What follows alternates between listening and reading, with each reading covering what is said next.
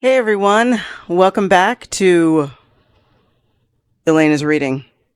Reckless reads Jekyll and Hyde.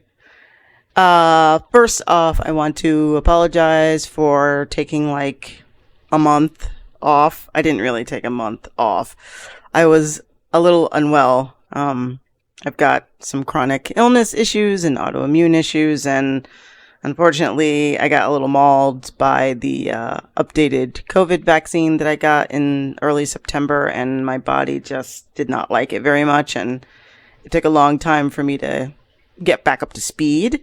So I just took some time off trying to recover, get my energy back, and so far, so good. I think maybe by next week I'll be like fully back to my normal energy levels.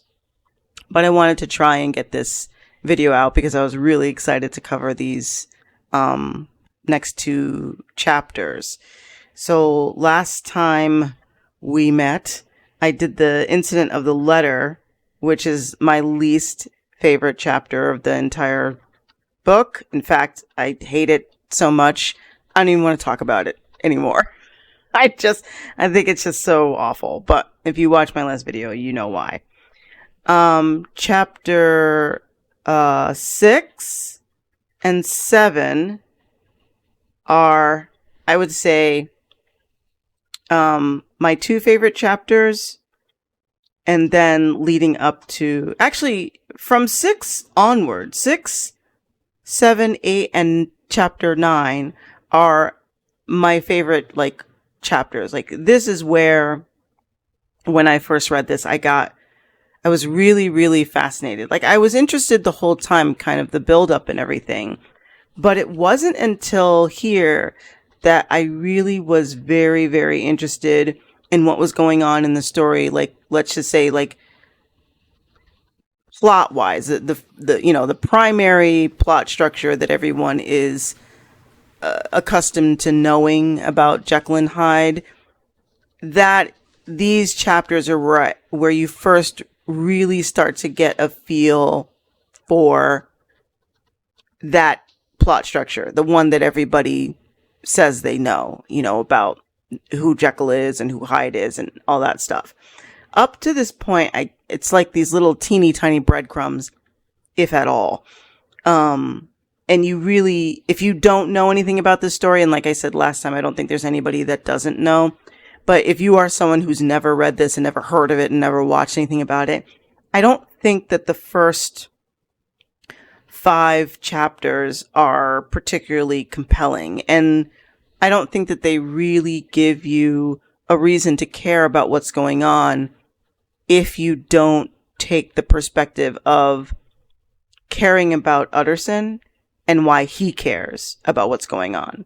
So if you completely don't care about any of the other characters in the book, which most people don't, I don't think that you'll find the first 5 chapters something that makes you go, ooh, I wonder what's going on. Because the only reason you care about what's going on is because Utterson cares about finding out. After the first 5 chapters, I would say things start getting more, let's just write about what's going on kind of thing. And I think it stops trying to be subtle, and I think it stops trying to be mysterious, and it actually focuses on real moments of, let's say, horror and confusion and tension and absolute sort of mind-blowing kind of shock. Up until the very last chapter of the book, which is Dr. Jekyll's final letter to Utterson, which is basically, like a journal entries from him explaining everything he did and why and blah, blah, blah, which I think is the most boring part of the whole book. It's like the end of Psycho. Like, why are we talking about this? I really wish, and I said this before, that this book ended with Dr. Lanyon's narrative. I think that would have been a perfect ending. And I think you could have spent a long time talking about what you believe happened and what you think Dr. Jekyll was doing, instead of getting it all laid out for you in this way that tries to make Jekyll this sympathetic figure that, everyone who's ever made an adaptation of this book obsesses over the last chapter and thinks it's the most important part of the whole story. And I think it's actually the worst part of the whole story. I think it's the least interesting part of the whole story. I've said this numerous times. I think Dr. Jekyll is the least interesting character in the book. So I am very, very interested. 6, 7, 8, and 9 are, for me, the best parts of this novel. I'll die on that hill. I think they're the best parts of this novel. So today I'm gonna talk about 6 and 7. 7 is like literally, I think, 2.5 pages, if even.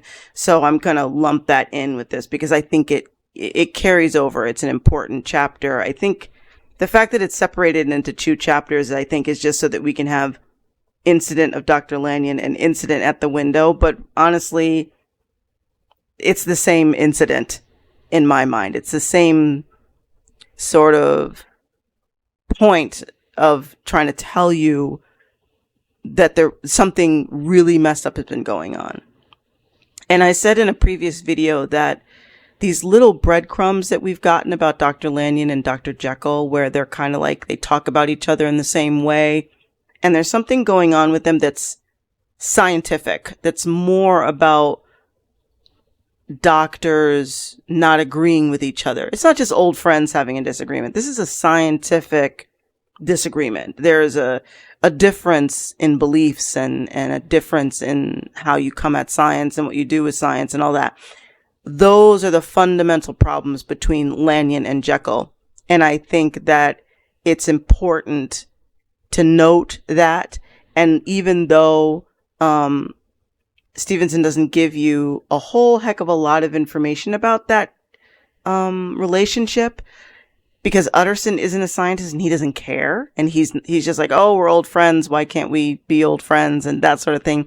He's not listening to what Dr. Lanyon is saying, and he's not listening to what Dr. Jekyll is saying. He's like, oh, there's some sort of disagreement, some sort of philosophy issue, some sort of scientific disagreement between these two scientists, and I'm not interested. But just because Utterson isn't interested doesn't mean that you shouldn't be interested. And those are the things that stood out to me previously. Why do Dr. Lanyon and Dr. Jekyll keep talking about each other in the same way and keep making these little hints that there's something more going on between them? And it's only 1 or 2 times that this happens, but it's enough for me to be like, what's going on? I think I said in the last video, what scientific balderdash are you talking about? What is this? What is this, this deep chasm that's erected itself between these two characters that has to do with science? What is that all about? So now you start getting even more of that because the end of this book, this catalyst, it's not the Carew murder case because no one cares. The Carew murder case is just to let you know that Hyde murders people. Up to that point, he hadn't done anything that was even worth reporting. He was just rude and pissing people off. The Carew murder case is like, oh, by the way, he beats people to death in the street. So he's not actually just somebody who's rude or somebody who, is not a gentleman, but he actually kills people now. So then you have a different perspective of Hyde, and that comes out of nowhere. It just doesn't make any sense. Now, though, you start getting things that don't have anything to do with Hyde and have more to do with Dr. Jekyll and Dr. Lanyon. That is where my interest is really piqued. Like, that's where I'm like, okay, now we're getting into the meat of this. So the incident with Dr. Lanyon was something that stood out to me because all of the sudden, my favorite phrase, Dr. Lanyon dies. And we only really met Dr. Lanyon once, and we got this great description of his personality and the kind of person he was. And I really was very interested in him. And I was interested in what kind of friendship Utterson and Lanyon and Jekyll had with each other. That was actually really interesting to me because Utterson is such a different character to the other two. But in the best descriptions we have of Henry Jekyll, he seems like a really jovial, personable person. And so does Dr. Lanyon, and so is Utterson. So it was very easy for me to conjure this vision of the three of them having been friends. And what kind of friends they were at each other's parties and that sort of stuff. So I liked the little bit I understood about Dr. Lanyon. I thought he was an interesting character, but I was more intrigued by the fact that he didn't really like Jekyll as much as he used to. And, the reasons he gave for that. But that, it was enough to make me be like, oh, what's going on? So it's not like we spent a lot of time with Dr. Lanyon, but it was still shocking that he died. It was still shocking, like, what? Like, sort of like the Carew murder case. Oh, Hyde beat someone to death in the street. And then, oh, Dr. Lanyon dies. What happened to Dr. Lanyon? Like, did Hyde kill Dr. Lanyon? Because that would be something that you might expect, where this book has gone. But if you remember, Hyde has disappeared after he murdered Carew. He kind of disappeared and the police couldn't find him and nobody could find him. So it was kind of like, okay, well, Hyde's gone. We don't have to deal with this evil non-gentleman anymore or whatever. But then all of a sudden you're like, oh, Dr. Lanyon is dead. But Hyde didn't kill Dr. Lanyon. Dr. Lanyon just died. And what kind of really sucked me into it was how Dr. Lanyon died and why Dr. Lanyon died. And it was something I really started spinning on. And I found it really concerning and kind of terrifying that this happened. So it's been a while, right? I think it says that it just really says time ran on, right? Thousands of pounds were offered in reward for the death of Sir Danvers. But Mr. Hyde completely disappeared. No one could find him. And while they were looking for him, all of these different things about who Mr. Hyde was started coming out, as far as him being cruel and callous and violent. And he had weird associates, and he spent time with, bad people and questionable people, and that there was all this negativity about who he was. Like, so as they're investigating him, people are coming forward and telling their stories about Hyde, and you're realizing that he's really this violent, awful person. We never got much of that in the book, except that he killed Carew. Other than that, we didn't get any evidence of this. There's no incidents that suggest what kind of person Hyde is. And the incidents that, the interactions that people have with him are kind of like, yeah, so like, what's the issue? What's the problem? What is bothering you so much? Because they don't seem to be all that terrible, frankly. But now, we're getting, oh, well, Hyde is gone, but now we're finding out from all these people that he was callous and violent, and he had a vile life, and he had strange associates, and, and all of the hatred that people had from him. Okay, we're finding that out after the fact. But it doesn't necessarily say how long it had been, that he's been gone. It just said that, a new life began for Dr. Jekyll, that he came out of his seclusion. He renewed relations with his friends, became once more their familiar guest and entertainer. And I found this to be particularly,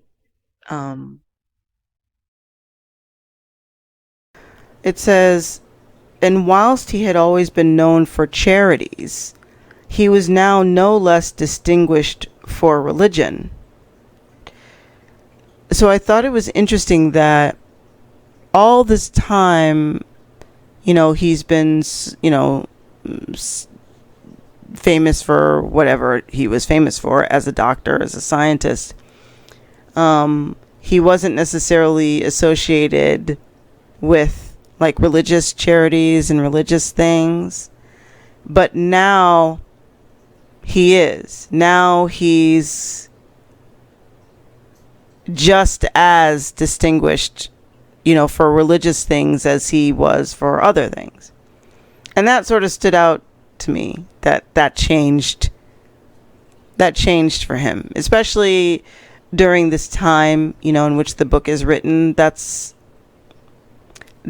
stands out.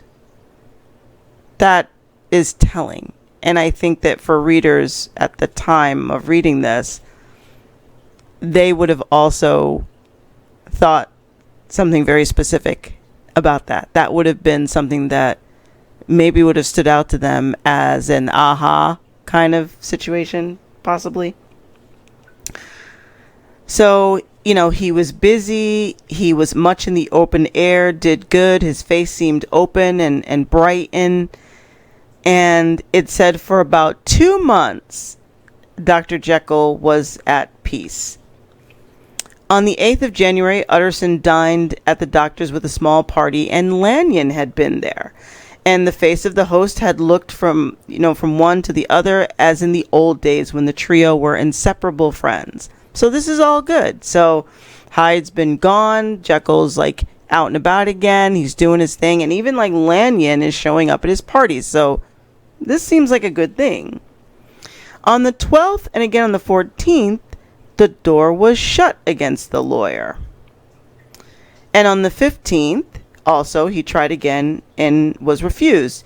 And having now been used to, for the last 2 months, seeing his friend almost daily, he found this return to solitude to weigh upon his spirits. So, understandable. It's like you're worried about your friend for the longest time because of this Hyde thing, the weird will. Hyde kills somebody. You suspect your friend of like forging a letter, to sort of clear Hyde's name and all this stuff. And finally Hyde's gone and you start to see your friend sort of recover and, be more jovial and out and about. And you're like, yeah, this is great. But then he starts not seeing you again, like this day after day after day. It goes back to this kind of thing. So, of course, it makes sense that Utterson is like, okay, what's happened now? Like, has Hyde come back? What's going on? So he keeps showing up and Poole keeps telling him the doctor's indisposed, the doctor won't see anybody, blah, blah, blah. And Utterson goes away feeling like there's something definitely really wrong now. So since he can't see Jekyll, he goes to see Lanyon. Why not, right? Because Lanyon was at the last party they went to and everything seemed good. So he betook himself to Dr. Lanyon's. There, at least, he was not denied admittance. But when he came in, he was shocked at the change which had taken place in the doctor's appearance. He had his death warrant written legibly on his face. So I'm interested all of a sudden. Not that I wasn't before, but like when I first read this, I was like, huh? What's going on? The rosy man had grown pale. His flesh had fallen away. He was visibly balder and older. And yet it was not so much these tokens of a swift physical decay that arrested the lawyer's notice, as a look in the eye and quality of manner that seemed to testify to some deep-seated terror of the mind. Now, again, we don't have a lot of experience and writing about Dr. Lanyon. And I want to find the one, for most of this book, we're relying on just very sparse information, right? We're relying on very sparse information about Dr. Hyde, like that he walks lightly, he has soft footsteps, that he's dwarfish, he's short. These little descriptions, except for Utterson, who probably has the most description of any character in this book. But the description of Lanyon that we get really made me very interested in him. When he first goes to visit him, the butler welcomed him in and ushered him to the dining room where Dr. Lanyon sat alone over his wine. This was a hearty, healthy, dapper, red-faced gentleman with a shock of hair prematurely white and a boisterous and decided manner. At the sight of Mr. Utterson, he sprang up from his chair and welcomed him with both hands. The geniality, as was the way of the man, was somewhat theatrical to the eye, but it reposed on genuine feeling. So just with that, it really is all you get about Dr. Lanyon. You can kind of make an idea of what type of person this is. So that is a stark contrast to the description we have of him now. There is something really wrong with this guy. He is sitting here balder, older. His flesh had fallen away, his death warrant written legibly upon his face.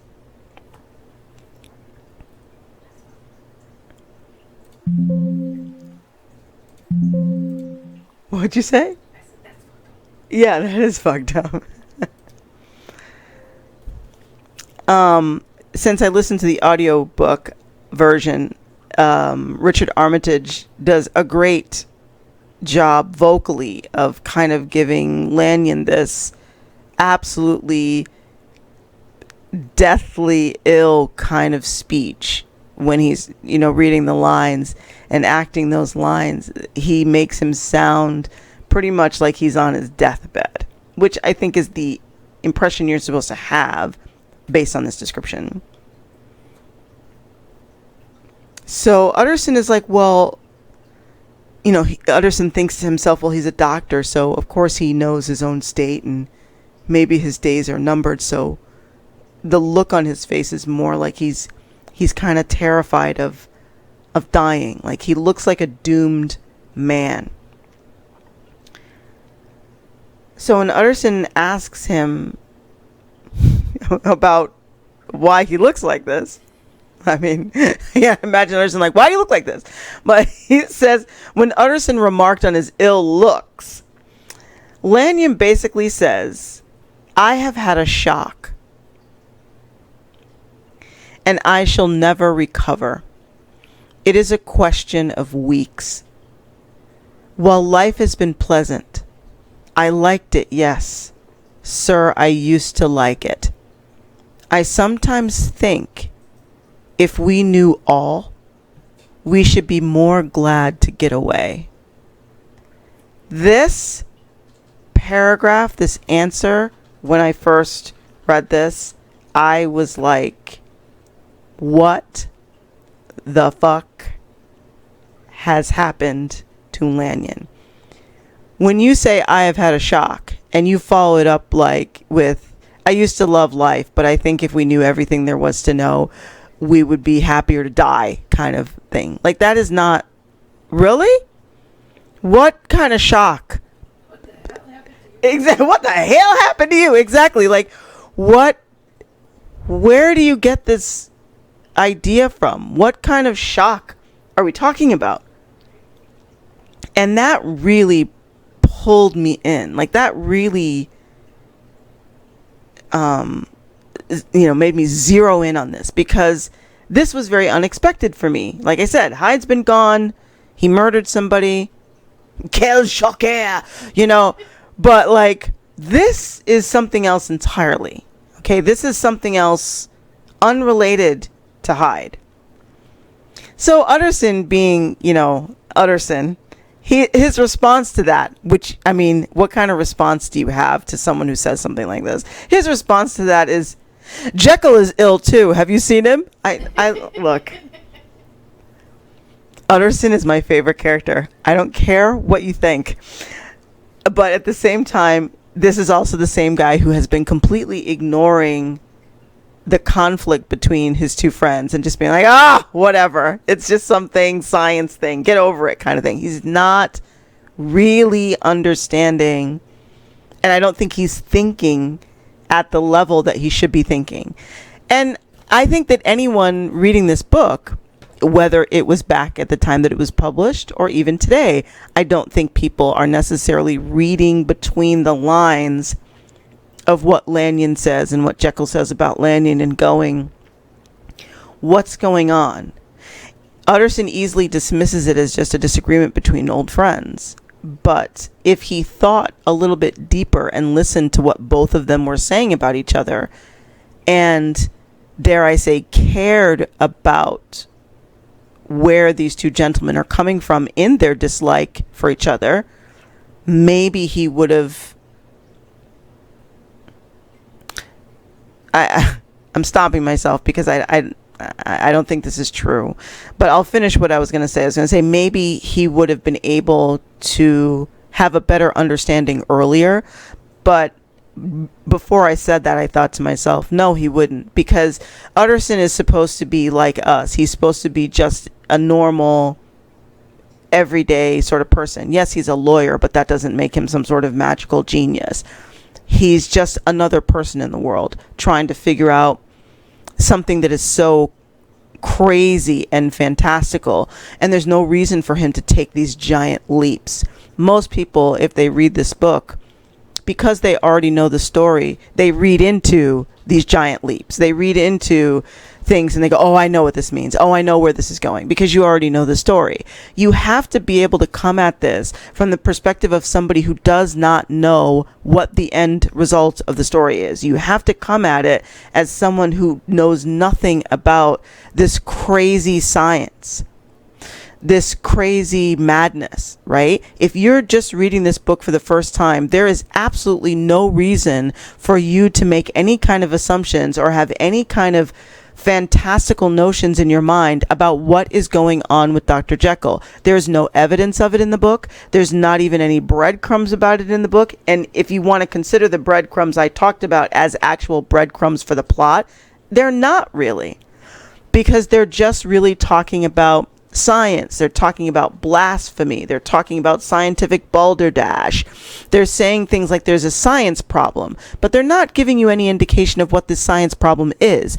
There's no like weird, if it was a movie or a TV show, there might be some weird perspective or something, or maybe Hyde kind of is wearing Jekyll's coat or something. They would give you some kind of indicator for you to start making guesses at some point early on. They wouldn't just leave out all that information and then drop it in your lap at the end and say, oh, by the way, this is what was happening. That's how this book reads.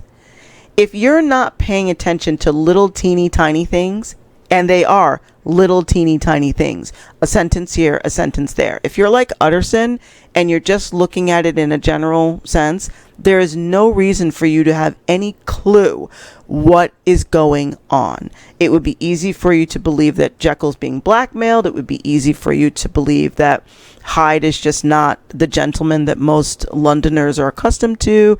It would be easy for you to understand that these two old friends who are both doctors, maybe in different realms of science or whatever, but don't necessarily agree or are seeing eye to eye on every scientific philosophy that exists. It would be easy for you to say all of those things were true, and not for you to go leaping wildly into, oh, he's transforming into this other guy. There's no reason for you to think that. It doesn't exist in here. It's simply not there. And I'm not saying it's not there because I don't see it. I have read this thing word for word. There's only a couple of little sentences that would give you any indication that this story has anything to do with science. We don't even get Jekyll's perspective until the very last chapter of this book. The only thing we hear from Jekyll is, don't worry, Hyde is gone. I can get rid of him at any time. And I have a great interest in him. I wish you would take care of him, kind of thing, giving the illegitimate child vibes. Jekyll doesn't even say anything. He doesn't allude to anything. So when you get to this part of the book and you're like, Lanyon is dead, or he's dying right now, and he's saying like, I used to love life, but I think if we knew all, we would be more glad to get away. We would be more glad to die, to get away from life, if we knew everything about life. And they're like this, the implication is that there's some things that we just shouldn't know. That paragraph of his is incredibly telling, and it's dark, and it's like, what happened? And all Utterson has to say is Jekyll is ill too. Did you both eat the same bad cheese? Like, what is it? Utterson is just the basic dude. I don't expect him to read too much into that. At the same time, Lanyon is like, right? I wish to see or hear no more of Dr. Jekyll. he said in a loud, unsteady voice. I am quite done with that person, and I beg that you will spare me any allusion to one whom I regard as dead. Okay, this is a lot more than just a scientific disagreement. To which Utterson, our favorite person, says, tut tut.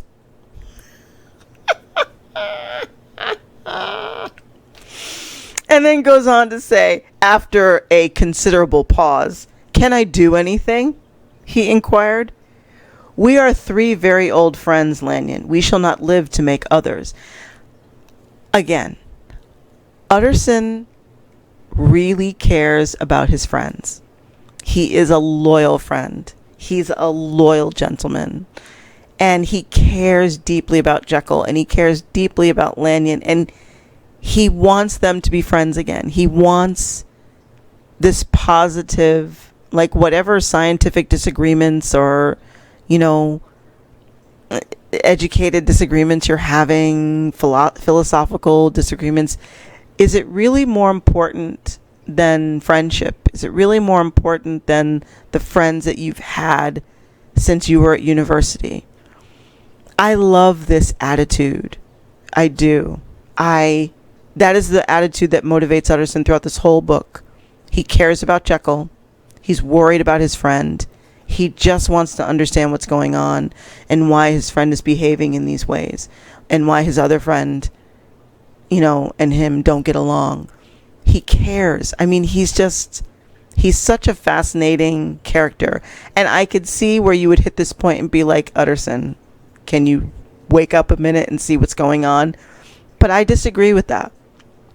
I disagree with you having expectations of Utterson to be like, oh my God, what are you saying? You want to die? Or getting reading deeply into what Lanyon is saying. He only cares about the friendship. He only cares about the well-being of their friendship and these 2 men. And I love that that's the focus. Even though this guy is literally turning into a skeleton sitting in his chair. And he's like, I don't want to talk about Jekyll. I consider Jekyll to be dead. And Utterson is still like, well, is there anything I can do? We've been friends for so long. Are you listening to yourself? Are you listening to Lanyon? Lanyon is sitting here telling you, I don't want to talk about him anymore, right? And Utterson is still like, can we talk about this? I want to talk about Madeline. Madeline Ashton. Seriously, Dr. Jekyll is Utterson's Madeline Ashton. There is nothing that we can do to get him to stop talking about Jekyll, even though his friend is literally dying and shriveling.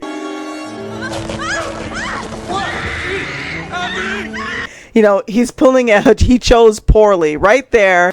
He chose poorly. In his chair, right? Just wasting away. And all he wants to do is can we be friends? Can't we talk about this? I appreciate that. I do. As much as I'm making fun of it and as silly as I'm making it, I'm saying that I love Utterson's purity in that regard. And he's not motivated by anything other than the love he has for his friends. And I think that there's something to be said about that. Yes, he could be more observant. Yes, he could be a little bit more concerned about what the real problem is between his friends. But I don't necessarily know that a good friend gets in between their friends when they're arguing. I think a good friend sort of tries to find a way of, getting everybody to mutually work together and doesn't kind of go back and forth between each friend and do all that nonsense. I think a good friend doesn't necessarily try to mediate whatever the disagreement is. I think a good friend supports both friends and maybe tries to get in a little of, well, have you talked to him? Or maybe if we talked or whatever. I think that Utterson is a good friend. And I don't think that there's anything wrong with that. And even more so, I hate the fact that everybody who makes adaptations of this work ignores his existence completely. I think he's such a vital character in this book. And he's the only character driving the plot forward. And to ignore him, to ignore the love that this man has for these 2 other men, to ignore the fact that he's so determined to save his friend that he's willing to go through these lengths of investigating Hyde and going here and going there and following Hyde and trying to get to the bottom of things. And at the same time, deeply respecting his friend's privacy. Even though he's worried about Jekyll and he thinks Jekyll is in trouble, he's not going to jump in and pry. He's not going to drag the guy out into the street and say, tell me what's going on, and beat him with a club or something to get information out of him. He's so respectful and so loyal. And I think there's something to be said about that. I think that's what makes me like him so much. The innocence and the simplicity of his actions, and also the loyalty and love that he has. I hate that he is virtually unknown by people who haven't read this book. I hate that his presence as a friend in Jekyll's life and a friend in Dr. Lanyon's life is just ignored. I hate that. I really do hate that. And I also hate that Dr. Lanyon doesn't exist. I hate that what has happened to Dr. Lanyon as a result of Dr. Jekyll is left out of adaptations. I hate that the pain that Jekyll causes to the people that care about him, to his friends, is sort of just ignored. And I think that's weird, and it's unfortunate, because male friendships and the recognition of male friendships and the loyalty that Utterson has to these men is something that I think should be celebrated and it should be focused on. And also the destruction of those relationships because of one person's selfishness, one person's, let's call it an illness, right, that can get in the way of relationships. That is something that is interesting and should be examined, right? That one person can go downhill, like, let's put it in more simplistic or more modern terms and say, like, let's say Jekyll's an alcoholic, or let's say Jekyll's a drug addict, right? And what kind of damage that causes and what kind of tension and stress that causes on the relationships that you have with that person. That is something that I wish was sort of examined, through this story, because I think the things that are happening with Dr. Jekyll, Dr. Lanyon, and Utterson, and all of the people involved could easily speak to addiction, or let's say even some sort of mental illness that can cause a disconnect, that can cause tension and pain and trauma in relationships. I wish people looked at the story a little bit more that way, instead of just ignoring the cost and the damage that one person's illness can bring to a friendship structure or a family structure. It sucks that people only care about Jekyll, and they think that Jekyll is so interesting and so fascinating, and they want to make all these, movies and TV series about him, but he is causing so much damage, and it's sad that they just don't care about that, or that they overlook it, or don't think it's interesting to talk about the damage that he causes in his selfish pursuits, right? So this conversation between Utterson and Lanyon brings a lot of that up for me, because Utterson is just really talking about the friendship. We're old friends. We won't live to make others. Can anything be done? Have you talked to him? He's still pushing for this, still pushing for that friendship. And Dr. Lanyon is like, as far as I'm concerned, Jekyll is dead. I don't want to talk about him. I don't want to hear about him. And Lanyon says, nothing can be done. Ask himself. And Utterson says, he will not see me. And Lanyon says, I'm not surprised at that. Someday, Utterson, after I'm dead, you may perhaps come to learn the right and wrong of this. I cannot tell you. And in the meantime, if you can sit and talk with me of other things, for God's sake, stay and do so. But if you cannot keep clear of this accursed topic, then in God's name go. for I cannot bear it.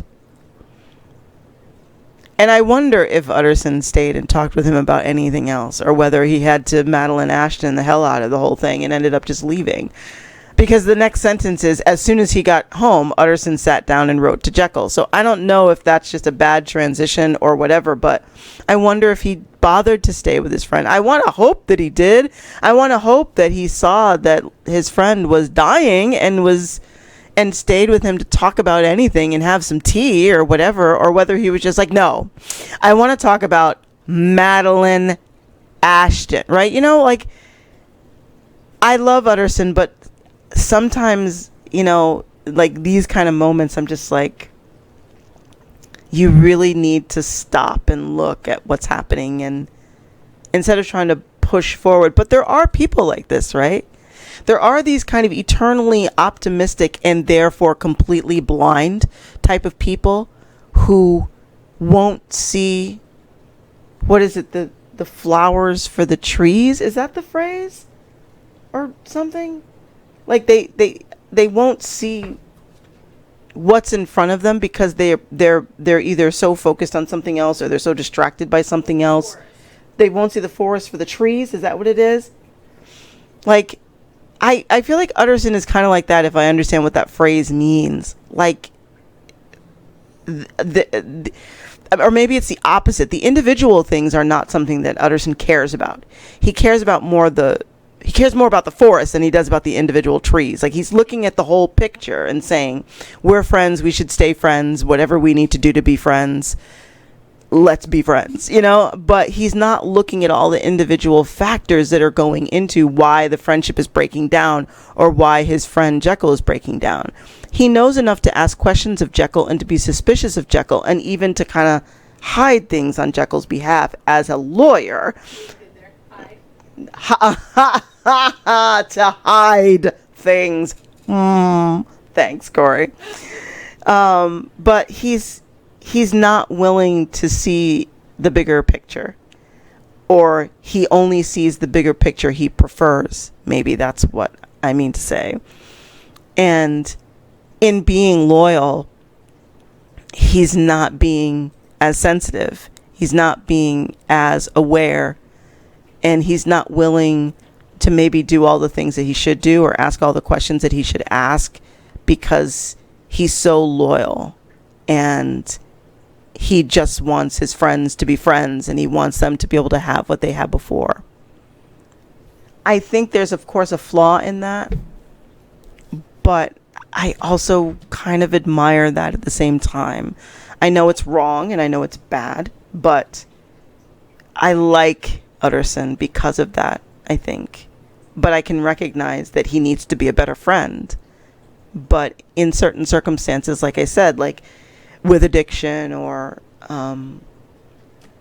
like mental illness, where people are struggling and they're hurting those around them, but also hurting themselves, where do you stand on that? You know, how do you be a good friend to everyone?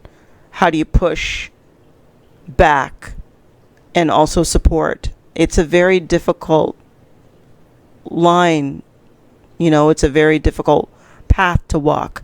And I think Utterson reminds me of that kind of person who's trying to be the right person in both circumstances for all the people involved, but you can't necessarily. And sometimes you have to do harder things. You know what I mean? So Utterson writes to Jekyll and, you know, complaining about his exclusion from the house and asking the cause of this unhappy break with Lanyon. And the next day he gets a long letter, often very pathetically worded and sometimes darkly mysterious in drift, basically stating that the quarrel with Lanyon is incurable. And Jekyll goes on to say a few things, basically that, you know, I do not blame our old friend, but I share his view that we must never meet. I mean, from henceforth to lead a life of extreme seclusion. You must not be surprised, nor must you doubt my friendship if my door is often shut even to you. You must suffer me to go my own dark way. I have brought upon myself a punishment and a danger that I cannot name. If I am the chief of sinners, I am the chief of sufferers also. And at the end, he basically asks Utterson to respect his silence. And I found that section really interesting too, as far as, what are you to do in that circumstance, right? What are you to do when your friend is going down a dark path? And again, I liken this to like addiction or, the unfortunate effect of like what mental illness can have on a person. And they end up being isolated either because they isolate themselves or because their illness keeps them isolated. You have to understand, you have to respect, you have to do what you can, you have to support. And it's even echoed here in him saying, don't doubt my friendship, even if I don't want to see you, even if I have to keep to myself. We're still friends, that kind of thing. And I just thought there was such a powerful and modern feel for this kind of ailment and predicament. And a lot of people, read into Jekyll and Hyde as being about mental illness, that Jekyll has a mental illness or, maybe dissociative personality disorder or whatever you want to call it, that's sort of mirrored in this idea of him transforming from one person to the next, right? And that would be a really interesting discussion to have if the last chapter of the book didn't exist, where he explains everything. If he didn't explain everything and you could look at the story as an allegory of some kind or, some way of talking about addictions or mental illness in a different kind of way, then that would be interesting discussions to have, and it would allow people to delve into this book and these relationships between these men differently. But because that last chapter of the book exists, no one cares to talk about it. No one cares to get into the story as something else to examine. They only want to talk about what Jekyll did, why he did it, and how fascinating that must be. And I think that's a loss. I think that's a severe loss.